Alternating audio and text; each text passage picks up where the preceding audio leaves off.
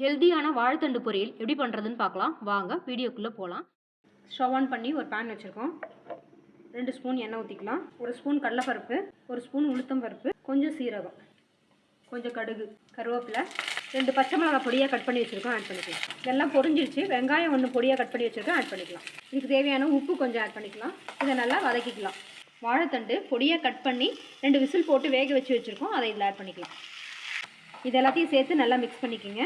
2 spoon பச்சைப்பருப்பு ஊற வச்சு எடுத்து வச்சுருக்கோம். அதையும் இதில் ஆட் பண்ணிக்கலாம். எல்லாத்தையும் மிக்ஸ் பண்ணிக்கலாம். கொஞ்சம் மஞ்சள் பொடி ஆட் பண்ணிக்கலாம். இந்த பருப்பு வேகிறதுக்காக வேண்டி ஒரு அரை டம்ளர் தண்ணி, வாழைத்தண்டு வேக வச்ச தண்ணியை எடுத்து வச்சுருக்கோம். அதையே ஆட் பண்ணிக்கலாம். 10 நிமிஷம் வேக வச்சிடலாம். பருப்பு நல்லா வெந்துருச்சு.